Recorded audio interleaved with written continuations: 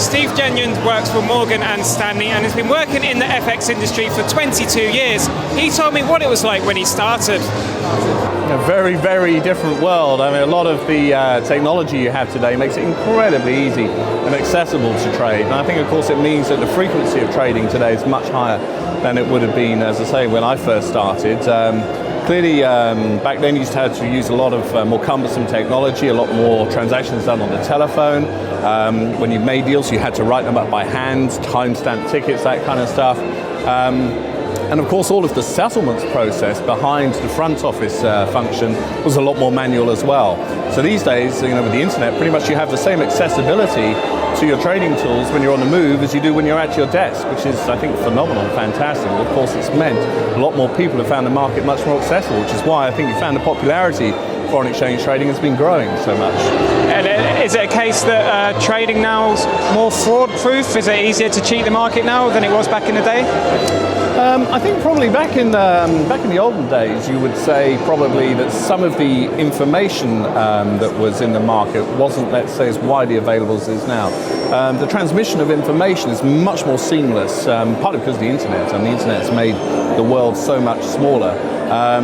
And so in terms of getting advantage from informational flows, I think it's become much more difficult. However, as I say, because the accessibility of a lot of the tools, things like technical analysis, for example, don't forget, 20 years ago you kept charts by hand. Now, of course, any PC will provide you with at least a decent basic charting package. So I think in terms of some of the tools now, I think are more accessible. In terms of information flow, as I say, perhaps the fact that the same news and the same information is more available to more people has made it more interesting, more dynamic. You've worked through previous recessions. How does this recession that we're coming out of now compare to previous ones, especially in terms of volatility?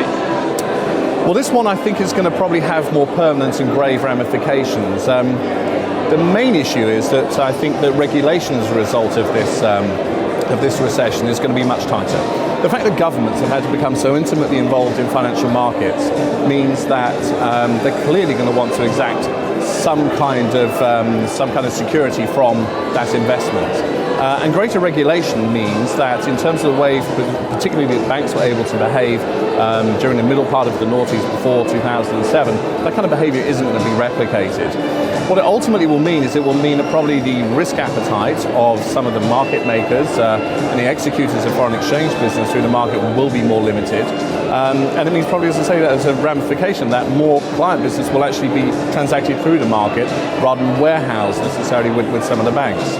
That tends to mean that volatility will be higher. If I think when I started my career, volatility generally did tend to be higher in foreign exchange actually, and it was particularly in the noughties until we ran up to 2007. I think that overall levels of volatility then were dropping, and I was kind of quite amazed at how low and how well behaved a lot of currency crosses were. So I think a permanent ramification of this is going to be higher volatility. It means more opportunity potentially, but for some corporations perhaps increased hedging costs. But as I say, I think that will be the result.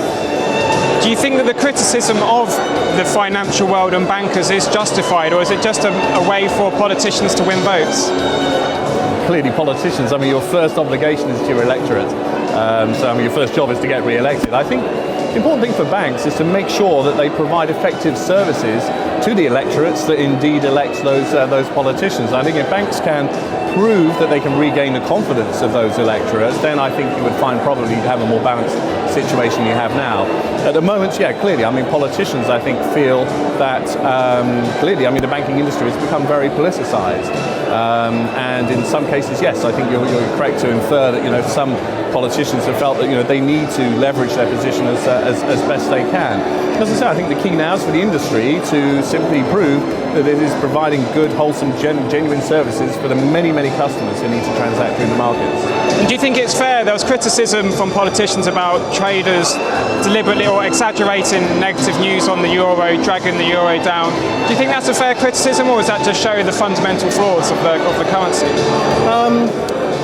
I suppose, yes, there has been quite a lot of news, and you're right, there has been a lot of focus on I suppose, highlighting the negative aspects, perhaps, of the Eurozone. In some ways, I suppose that because the euro was such a successful product for so long, it's been a little bit of a surprise to people to see it come under such a lot of fire. And obviously, I think that there's a natural vulnerability. People will feel vulnerable clearly, when it's perceived you're on the back foot. In terms of exaggeration, I mean, look, at the end of the day, I mean, the countries that participate in the Eurozone, I mean, they are big players. I mean, they are, countries that have well-established, financial markets, and as I say, the politicians and the systems that are in operation there, I mean, they're solid and robust. So to be honest, I suspect that's really more scaremongering and overreaction than genuine fear. At the end of the day, I mean, the euro and the Eurozone will stand up for what it is. And as I say, I think ultimately, you do have strong economies there. That's it for now. There's plenty more to come on Dukascopy Forex TV, so stay tuned.